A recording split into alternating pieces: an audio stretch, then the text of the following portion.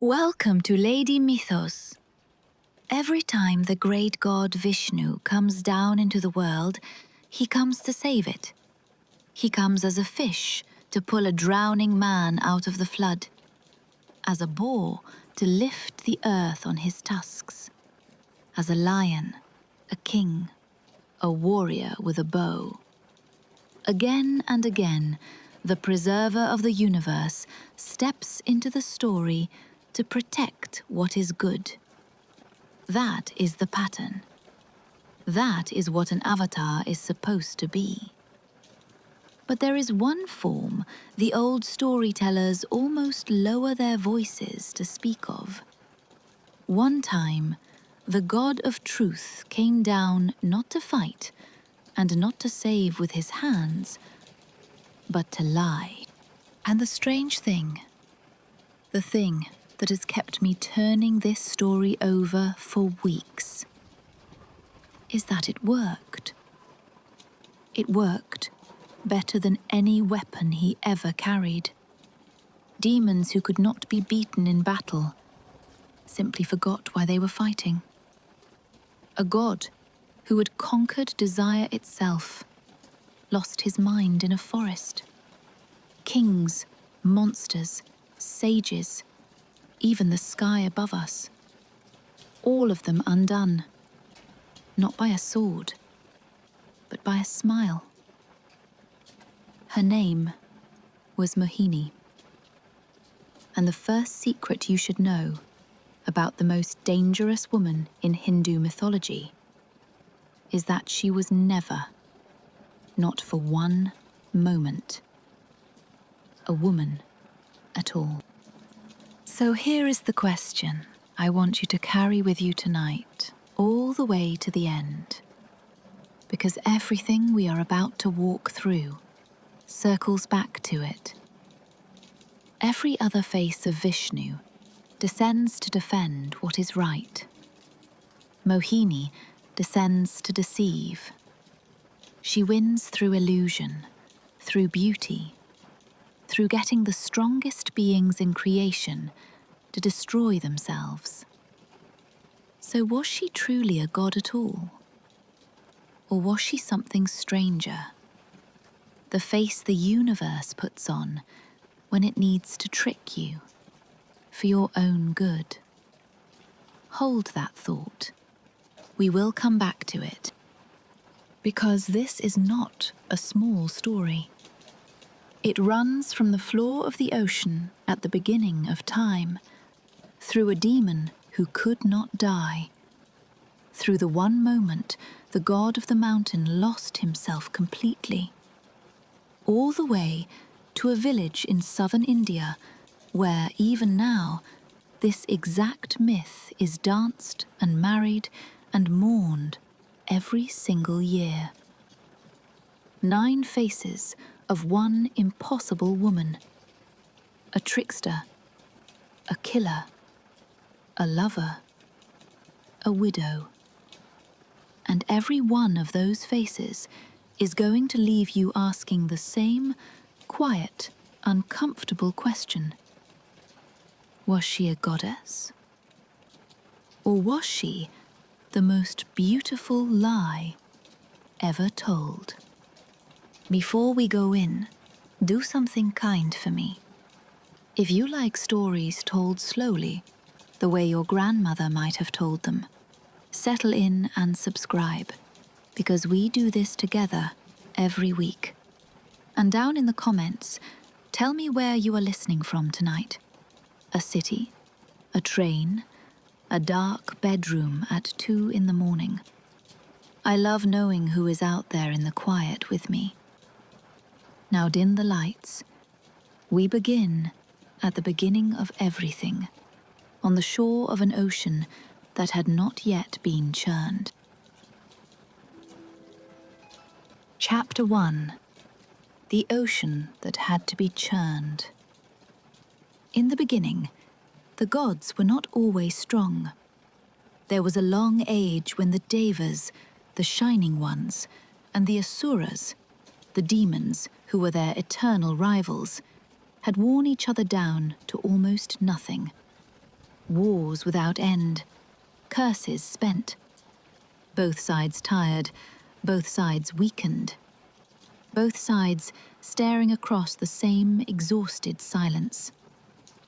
And somewhere in that silence, an idea was born that was so enormous, so impossible, that it could only have come from desperation.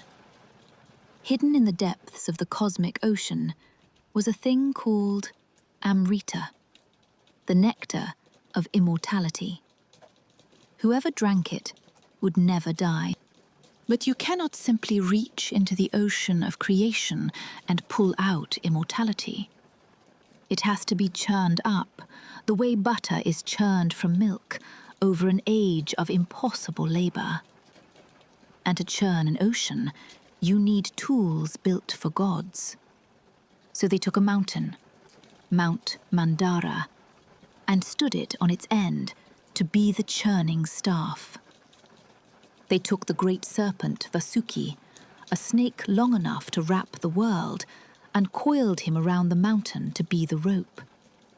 The demons seized one end of the snake, the gods took the other, and they began to pull. Picture it. Back and forth, an age of it. The mountains spinning in the deep, grinding the water white. The serpent's enormous head wrenched one way and then the other, until heat and smoke poured from his jaws and rolled across the waves. The sea boiled. And out of that boiling sea, things began to rise. Treasures, wonders, 14 of them in all, each one climbing out of the foam. Some tellings pause here on a horror, a poison so vast it could have ended the world, drawn up from the bottom of everything.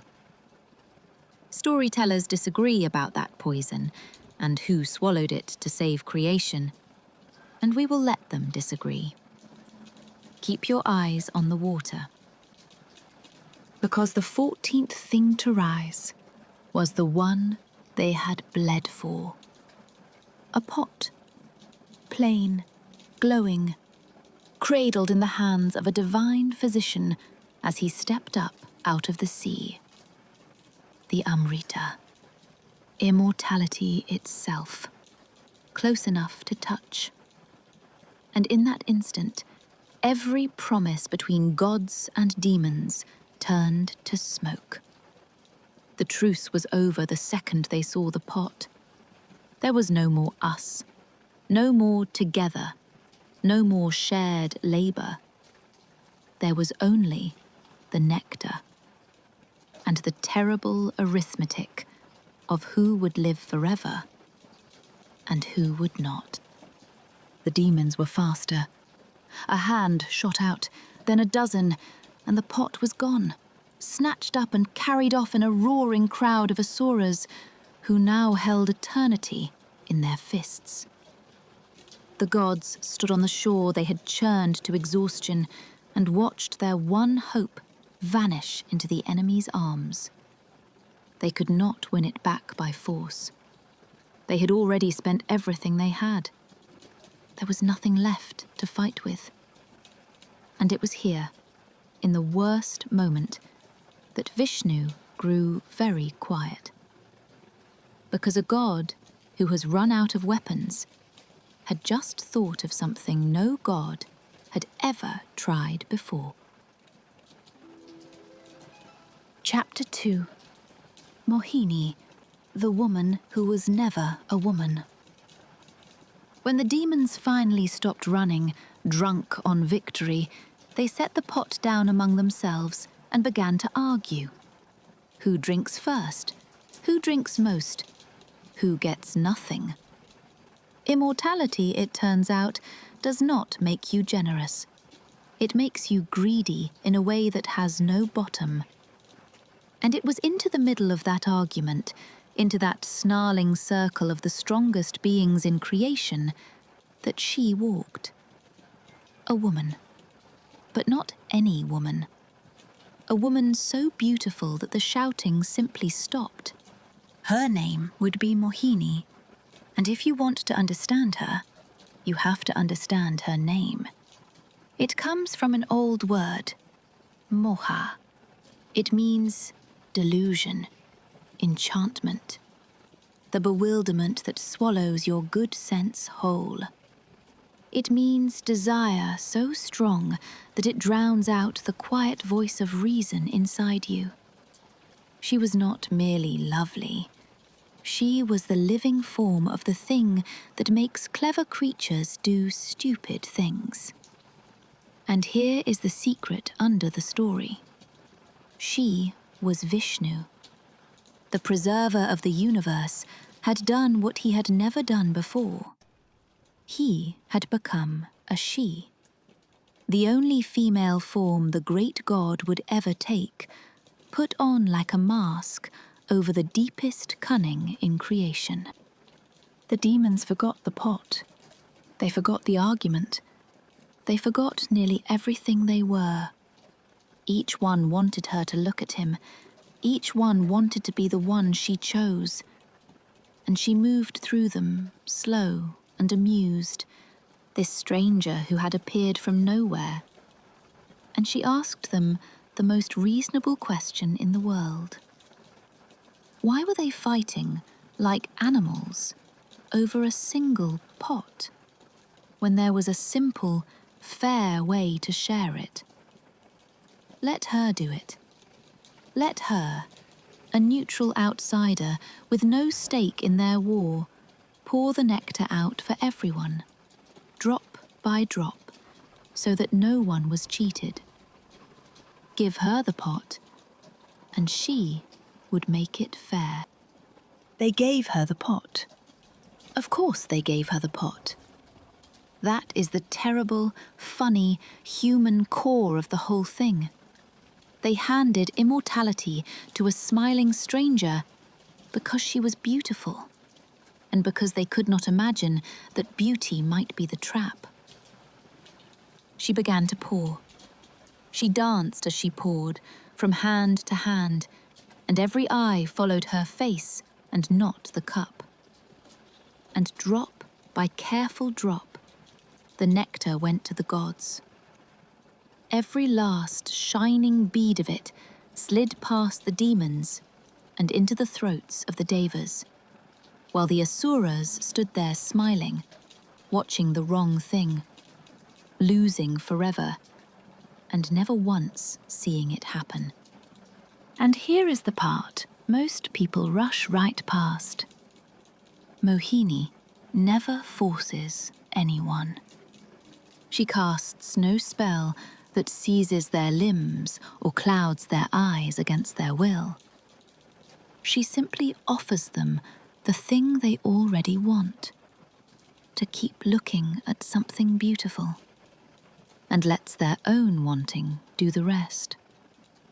That is the whole terrible genius of her, and you will see it again and again before this night is done. She does not overpower you. She lets you overpower yourself. There is a version of this that the storytellers of the Brahmanda Purana tell, and it is worth a breath, because it changes who is really doing the magic. In that telling, Vishnu cannot simply become this creature on his own. He has to first sit and meditate on the great goddess, on Maheshvari, and borrow her form, as if the power to enchant, the true power in that room, was never his to begin with, that hers only lent. I find that one lingers. A god putting on the face of the goddess to do what only she can do. Keep it in the back of your mind. It will matter later. But not every demon in that crowd was lost. One of them was watching the cup, not the woman. One of them had noticed that the nectar only ever seemed to flow one way. And while his brothers drowned in wonder, that one demon quietly slipped out of the crowd, changed his shape, and crossed the floor to stand in the line of the gods, disguised, patient, waiting for his turn to drink. He was about to get exactly what he wanted, and it was about to cost him more than any creature in this story has ever paid. Chapter 3. The Demon Who Could Not Die. Why Eclipses Happen. His name was Svarbanu, and he was clever in the way that gets you killed. He wore the shape of a god. He stepped into the shining line as though he had always belonged there, shoulder to shoulder with the Devas, and he waited while Mohini worked her way down toward him with the pot. Closer, closer. And then she was in front of him, and she tipped the cup, and the nectar of immortality touched his lips and slid into his mouth. He had done it. He had stolen eternity out from under a god's nose. For one heartbeat, Svarbanu had won. But two of the gods in that line were not so easily fooled, and it matters deeply which two. The sun and the moon, Surya and Chandra, the two great eyes of the sky, the ones who see everything below them, day and night, with nowhere on earth to hide. They looked at the stranger beside them and they knew. This was no god. This was the demon, drinking. And they cried out. In the space of that cry, the beautiful woman was gone. Where Mohini had stood, there was Vishnu, and in his hand, already turning, already singing through the air, was the Sudarshana chakra, his spinning discus of light. It struck. The demon's head was severed clean from his shoulders. And any other creature in creation, that would have been the end. A thief punished, a story closed. But remember what had just gone into his mouth. The nectar had already reached his throat. Immortality was already in him, from the neck up. So the head could not die. It would never die. The body dropped, ordinary and dead, into the dust. But the head lived on, screaming, deathless, ripped away from everything it had been, and it rose, furious, into the sky. That severed, undying head became Rahu. The dead body that fell became Ketu. And the old storytellers describe them in a way I cannot forget. The head, Rahu, is forever ravenous, always hungry. A mouth with nothing beneath it that could ever be filled. The body, Ketu, is forever detached, drifting, cut off from everything it once was. Two halves of one betrayed creature, spun apart across the heavens, and neither of them able, ever, to rest. Stop and feel how strange that is for a moment. Somewhere in the deep past, someone stood in a field and watched the daylight drain away in the middle of the afternoon. Watched the sun go dark and cold and wrong. Birds falling silent, the world holding its breath. And to explain the terror of it, they reached for this. A demon who drank a stolen sip of forever. A god who came a heartbeat too late with the blade. A wound in the sky that never fully closed. Nearly every people who ever feared an eclipse told some version of that same story. A monster in the heavens eating the light. In India, the monster had a name and a birthday. He was born the day Mohini poured the nectar. And here is the part that turns a myth into the sky over your own head. Rahu did not forget who pointed him out. He never forgot the sun and the moon, the two witnesses whose cry cost him his body. So he chases them. Across the whole vault of heaven, that hungry, deathless head pursues Surya and Chandra, and every so often he catches one. He opens that endless mouth and swallows the sun, or swallows the moon, whole. And the light goes out of the world. But because he is only a head, because there is nothing below his throat, the sun and the moon slide out again, and the light returns. That, the old ones say, is what you are watching when you watch an eclipse. Not a shadow, a grudge, a demon still trying, after all this time, to swallow the ones who caught him. The gods had their immortality now, but the woman who won it for them had not finished. An idea that powerful is never used only once. Chapter 4. Bhasmasura and the Dance of Ashes. Ages turned, and the trouble this time did not begin with Vishnu at all.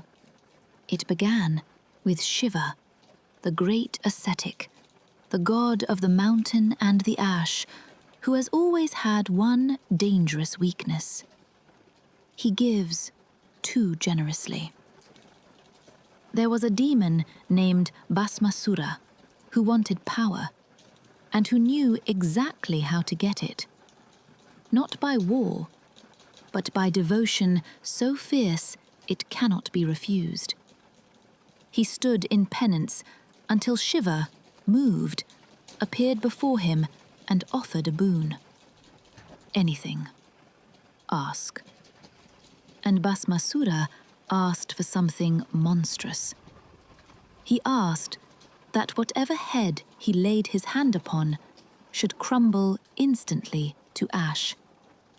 Shiva, generous to a fault, said yes. You can already feel where this is going. And so, in that moment, could Bhasmasura. Because the very first thing a creature like that wonders is whether the gift is real.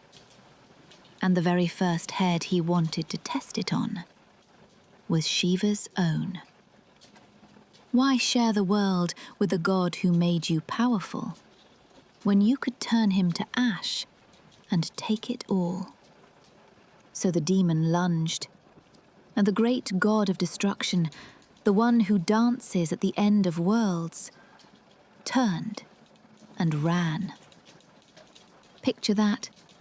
Shiva fleeing across the mountains, across the plains of the universe, with his own terrible gift chasing him one step behind. A hand outstretched that only had to touch his head once. No one could help him. To step in front of Bhasmasura was to be turned to ash yourself.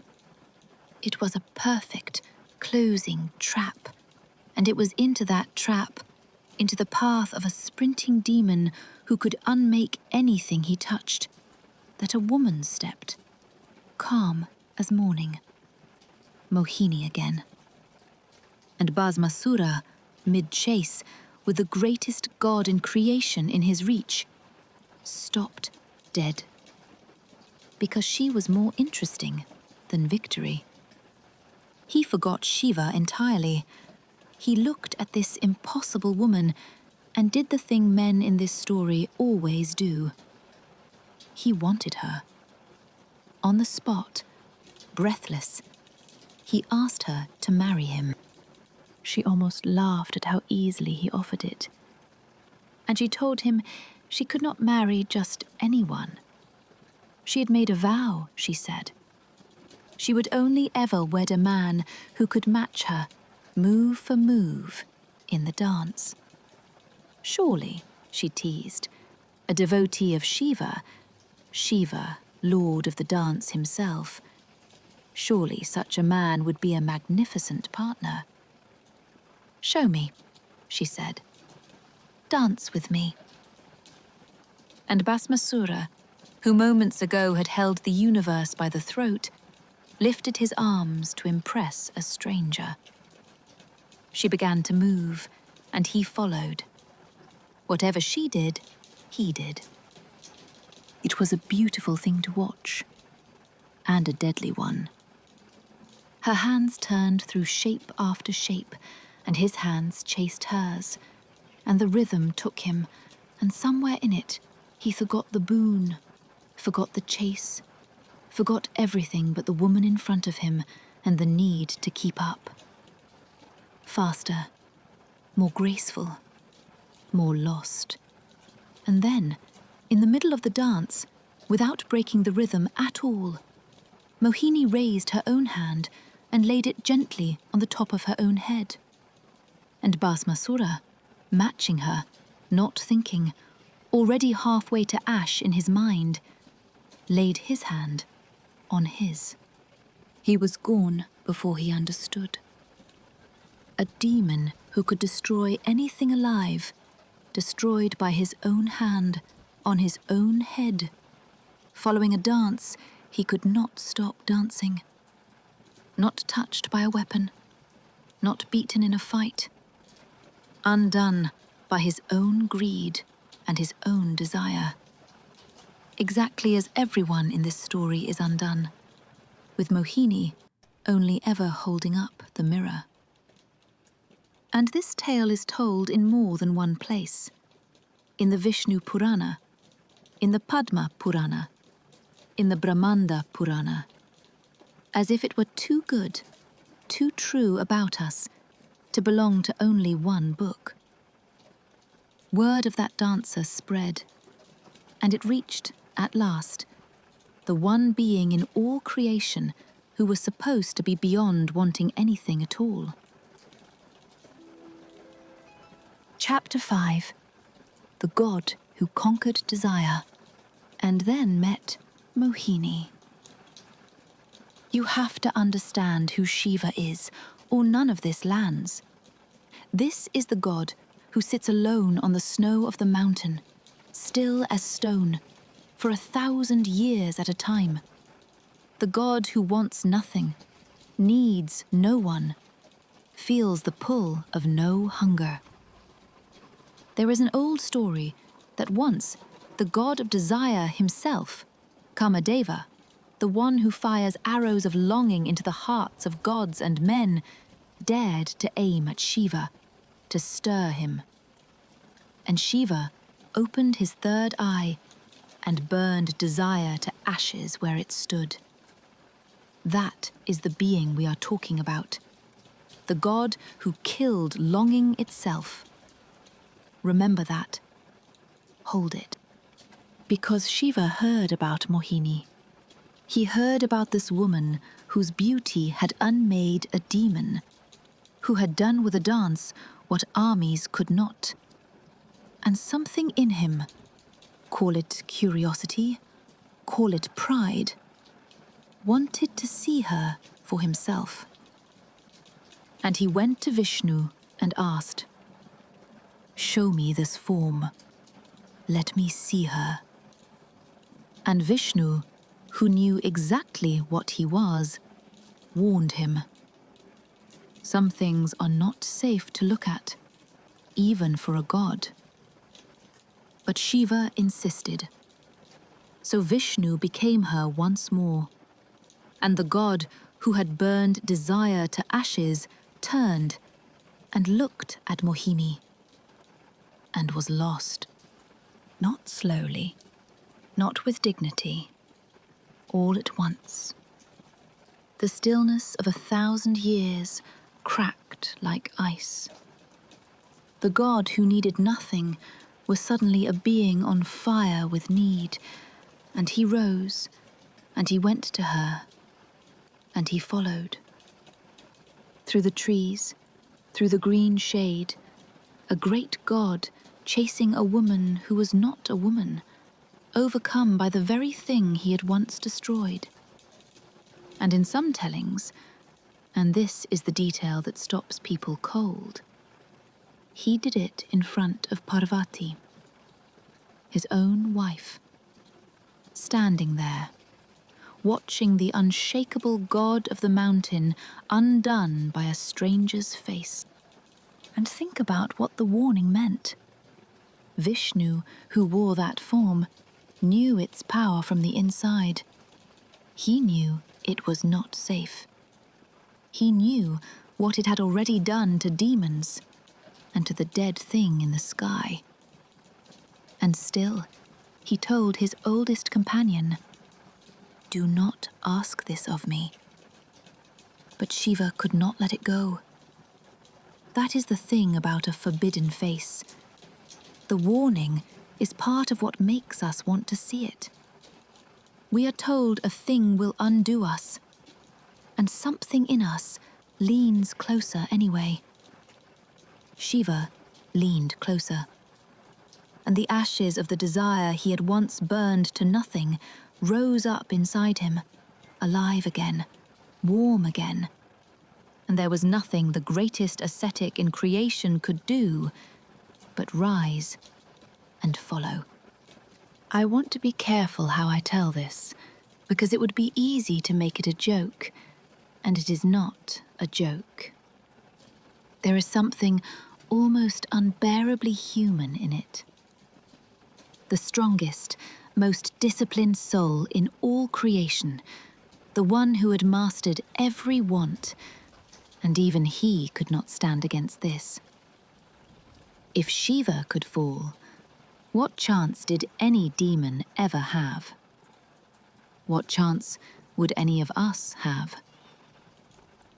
Desire, the story is quietly telling you, is not a weakness in the weak. It is a force that bends the strongest thing there is. And Mohini is simply what that force looks like when it takes a shape and smiles at you. But something came out of that chase in the forest. Something was conceived in that moment when the two greatest gods in creation met in a form that should never have been able to create anything at all. And what came next, the storytellers cannot agree on, not even a little. Some say it was one of the most beloved gods in all of India. Others say it was something no one expected, something that would end up on a completely different battlefield in a completely different age. To understand why they argue, you have to understand the impossible problem at the heart of this birth. Because Mohini, remember, had no mother's womb. Chapter 6. The child with no mother's womb. Ayyappa or Hanuman? Here is the knot the old writers had to untie. Mohini is Vishnu. She is a form, a mask, an enchantment. She is not, underneath, a woman with a body that can carry a child. And yet, from the union of Shiva and Mohini, the tradition insists, a child was born. So how? The southern storytellers, especially in Kerala, have their answer, and it is a glorious one. The child was Ayyappa, also called Hariharaputra, and that name is the whole story folded up small. Hari is Vishnu, Hara is Shiva, Putra means son, the son of both, a god born from the meeting of the two greatest gods, one of them wearing the face of a woman. They describe him as a dark boy with red locks, And today, he is not some dusty footnote. He is worshipped by millions. But even in the tellings that give us Ayyappa, you can feel the writers straining against that impossible birth. Some say he did not come from a womb at all, but from Vishnu's own thigh. Others say he sprang from Shiva's seed, spilled upon the earth in that moment of overwhelming desire, rather than from any pregnancy at all. And there is a thread, quiet and sad, running through several versions, that the two gods, ashamed of what they had done and what they had made, set the child down and walked away. A god abandoned at birth by both his divine parents. It is the kind of detail that tells you these stories were made by people who knew exactly what shame feels like. And then there is the other answer, the one that sends the whole story spinning off in a direction you would never guess. Because there is a tradition, you find it in the Agni Purana, where as Shiva chases Mohini through the forest, drops of his seed fall upon the ground. And where they fall, some become lingas, the sacred stones of Shiva's worship. But one of them becomes something else. One of them becomes a child who is not Ayyappa at all. He becomes Hanuman, the monkey god, the one who will be born into a later age to serve another face of Vishnu, to leap across an ocean, to burn a city, to carry a mountain, to fight at Rama's side in the war against Ravana. Sit with that for a second, because it is one of the strangest secrets in all of this. The greatest servant of Rama, the beloved monkey god, whose face is painted on temple walls across the world. In one version of the story, he is born because Shiva could not look away from Vishnu wearing the face of a woman. The whole of the Ramayana, in a sense, waiting inside a single moment in a forest. I do not tell you this so you will decide which version is true. I tell you because this is what Mohini does to a story. She touches it and it forks, and every branch leads somewhere astonishing. And notice something gentle in how the tradition handles it. Two completely different gods from one impossible night, and neither telling tries to erase the other. The millions who love Ayyappa do not stop believing in Hanuman. The storytellers who give us the Hanuman version do not tear down Ayyappa's temples. The story simply holds both, the way a family holds two contradictory memories of the same evening and somehow loves them both at once. I find that one of the most beautiful things about these old myths. They would rather keep every version alive than kill a good story just to win an argument. So which was it? Ayyappa, the beloved dark god of the southern hills, abandoned and then adored? Or Hanuman, born from a falling drop, saved for a war an age away? The tradition holds both, side by side, refusing to choose, and I think that refusal is the point. But even this, a god conceived by a god in the shape of a woman, is not the strangest place Mohini appears. The strangest is quieter. In it, she does not trick anyone or ruin anyone. In it, she marries a man who already knows he will be dead by morning. Chapter 7. The Bride of a Dying Man, Mohini and Aravan. This one is not about gods and demons at all. It is about a war, the great war of the Mahabharata, and a young man named Aravan. He was a warrior, the son of the hero Arjuna, and a princess of the serpent people, the Naga princess Ulupi. And when the two enormous armies stood facing each other, it was said that victory would require a sacrifice, a life freely given, the most perfect warrior offering himself so that his side might win. Aravan stepped forward. He would be the one. He would lay his own life down. But he asked for something first. One thing before he died. He did not ask to be spared. He asked to be married. Just once, he wanted to know what it was to be a husband, to be loved, to belong to someone, before he was taken from the world at dawn. It is such a small, aching, human wish, and it was almost impossible to grant. Because what woman would marry a man who was guaranteed to be a corpse by sunrise? Who would put on the red of a bride, knowing she would be a widow before she had finished being a wife? No one would come forward. No family would give a daughter to a single night that ended in death. So Krishna stepped in. And notice, because this matters, that here it is not Vishnu but Krishna who takes the form of Mohini. The enchantress is not tied to one god. She is a shape the divine puts on whenever tenderness or trickery is needed. And this time, it was tenderness.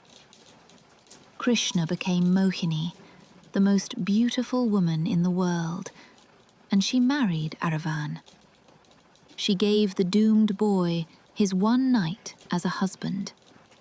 Not as a trap, not to destroy him, for no reason at all, except that he was afraid and alone and about to die, and no one else would hold his hand. Think about what that night must have been. A boy who knew, with total and unbearable certainty, the exact hour of his own death. Given not a rescue, not a reprieve, but company. Someone to be frightened with in the dark. The divine, for once, not fixing the tragedy, not lifting the doom, not sweeping in with a weapon and a miracle. Simply refusing to let him face the end alone. There is a kind of love in that, which is almost harder to sit with than any miracle. Not the power to stop death, the willingness to climb inside it beside you and stay until morning. And in the morning, Aravan kept his word and gave his life for the victory. And Mohini, who had won wars with a smile, who had turned demons to ash, who had made the god of the mountain lose his mind, Mohini wept. She mourned him as a widow mourns a husband. The trickster of the churning ocean, standing in the grief of an ordinary woman who has lost the man she married yesterday. It is, I think, the most human she ever is. The most human that any god in this whole story ever is. And here is the part that gives me chills every single time, because it means this story never actually ended. It is not just a tale. Every year, in the Tamil month that falls across April and May, in a village called Kuvagam, it happens again. For 18 days, there is a festival, and at its heart, the transgender community of Tamil Nadu, who see in Mohini a goddess who understands what it is to move between worlds, to not fit the shape the world assigns you. Come and take her role. They marry the god Aravan, as Mohini did, in a real ceremony, with the knot tied. And then, the next day, when the god is symbolically sacrificed once more, they mourn as she mourned. They break their bangles. They snap the marriage thread. Thousands of weddings and one funeral, over and over, year after year. A myth that refused to stay in the past and instead climbed out of the book and became a living, breathing act of grief and belonging. But if she can be all of this, trickster, killer, lover, widow, goddess of those the world pushes to the edge, then we are left with the question we started with. What, in the end, was she? And not everyone agrees she was even a god. Chapter 8. Was Mohini even an avatar? The argument that never ended. For all her fame, there is a fight about Mohini that has never been settled, and it goes to the root of what she is. Some texts, like the Devi Bhagavata Purana, count her plainly among the avatars of Vishnu, one of his divine descents, listed alongside the fish and the lion and the warrior king. Case closed, they say. She is Vishnu come down into the world. But many scholars and storytellers push back hard, and their objection is sharp. An avatar, they say, has a job. An avatar descends to establish dharma, to set right what is wrong, to restore the balance of the world through righteousness. And what does Mohini do? She enchants, she deceives, she wins by illusion. That, they argue, is not the work of an avatar at all. So they give her a different name. Not an incarnation, but a manifestation, a power, a potency of Vishnu, the preserver, reaching out to steady the world not through a righteous battle, but through the oldest tool there is, which is desire, which is illusion, which is moha. Think of it this way, one image goes. The way a certain kind of love is the pure delight of a god, Mohini is his purpose and his cunning given a face. Whether you call that an avatar or something subtler may sound like splitting hairs, but it is really an argument about whether a holy thing is allowed to work by deception. And that argument has never, ever been put to rest. And the deeper you dig, the less stable the ground gets, because there is a version of Mohini that is not Vishnu at all. In the Brahma Vaivarta Purana, she is something completely different. An apsara, a celestial dancer, and one created by Shiva, not by Vishnu. In that story, she is sent to seduce Brahma, the creator himself. She dances for him. She tries every art she has. And Brahma, old, unmoved, turns her away, telling her she is like a daughter to him, and he is far too old for such things. Furious at being refused, she reminds him sharply that he has wanted such things before. And the whole strange episode turns out to be a lesson, a way to puncture the creator's pride and humble him. Same name, same weapon. A completely different woman, working for a different god, teaching a different lesson. And there is one more thing the texts keep circling, almost shyly, that pulls all of these versions together. Mohini changes. She is Vishnu, who becomes a woman. She is Krishna, who becomes a bride. She is a creature made by Shiva. She is a goddess, whose very form, in one telling, has to be borrowed from another goddess. Of every figure in these vast old stories, she is the one who will not hold still inside a single shape, a single gender, a single name.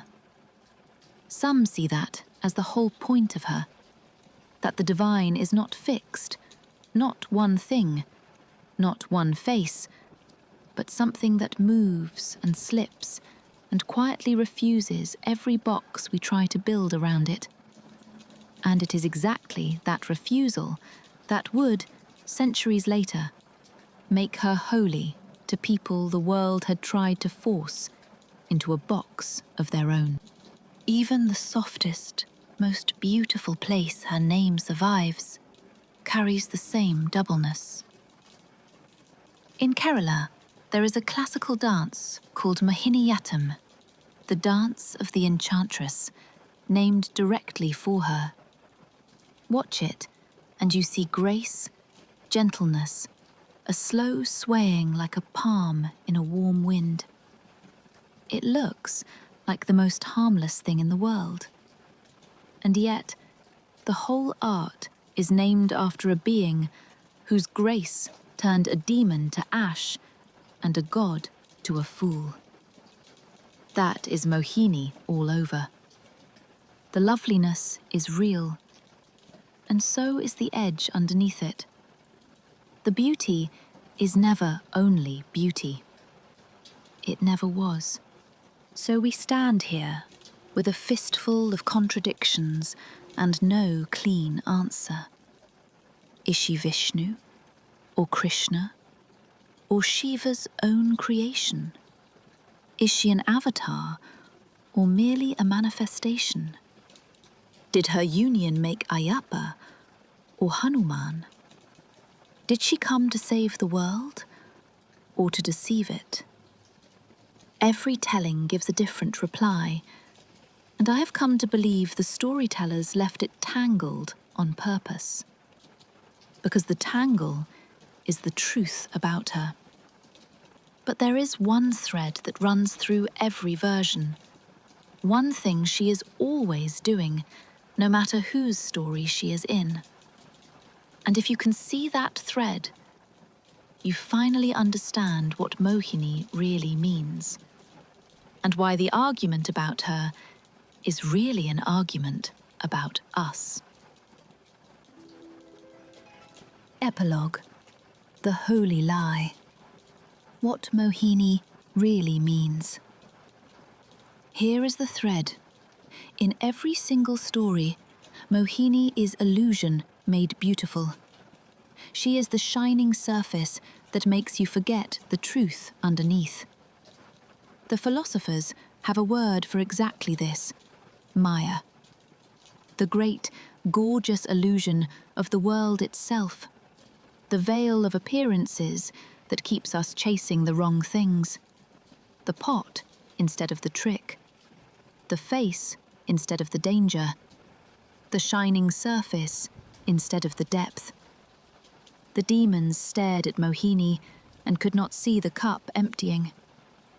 And is that not, if you are honest, the oldest human problem there is? We all stare at the beautiful thing while we lose the thing that matters. Mohini is not a stranger. Mohini is the shape of our own distraction, standing in front of us, smiling. And that is how I have come to answer the question we started with. The question I asked you to carry all this way. How can a lie be holy? Because look at what her lies actually do. She deceives the demons, yes, but only the demons who came to seize immortality out of pure greed. She ruins Bhasmasura, but only after his greed had already turned on the god who made him. Again and again, she does not create the flaw. She reveals it. Her deception is a mirror held up to desire, and the only people it destroys are the ones already destroying themselves. Maybe that is what a holy lie is. Not a god lowering himself to trick us, but the universe protecting us from the worst thing in us, by wearing, for a moment, the exact face we cannot resist. That is why she still matters, and why she is worshipped in ways the old writers never imagined. To some, she is the divine feminine, at its most dangerous and free.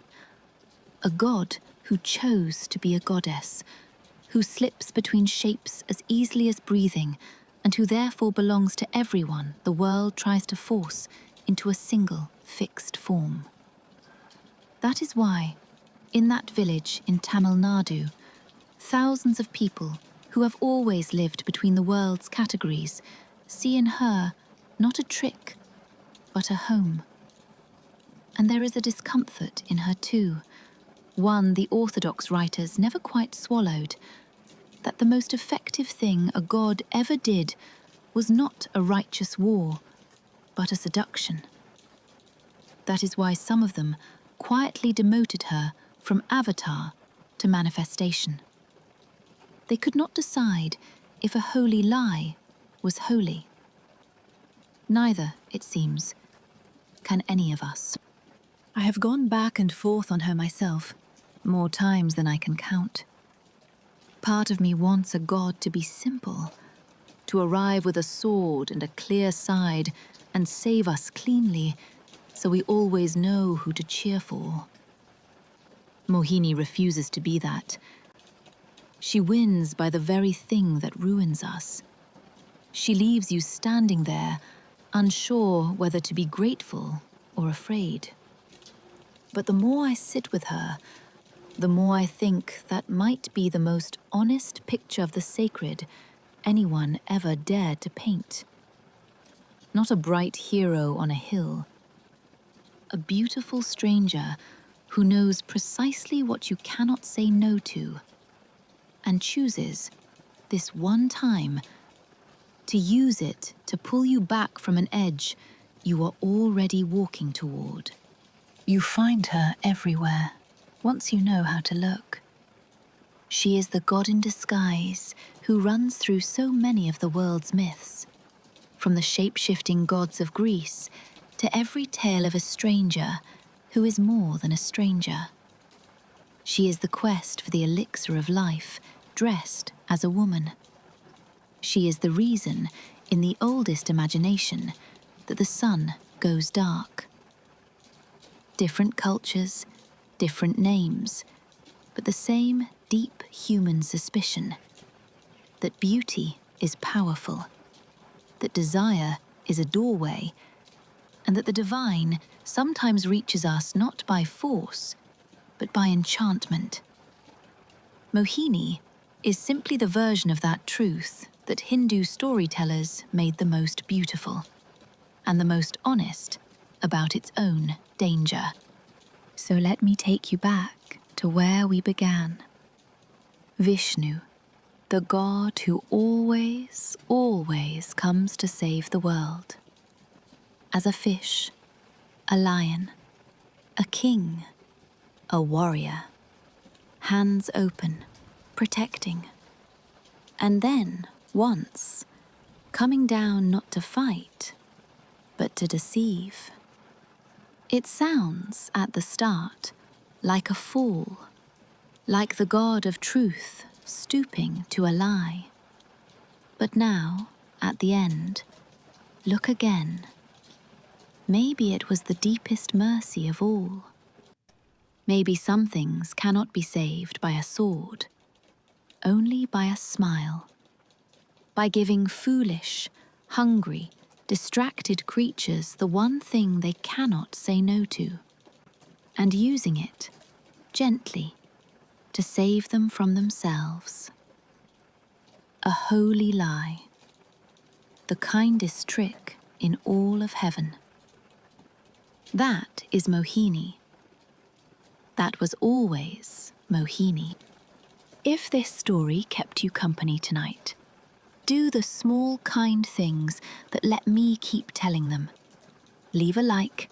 Tell me in the comments which version you believe, whether she was avatar or illusion, whether the child was Ayyappa or Hanuman. And share this with someone who loves a story told slowly in the dark.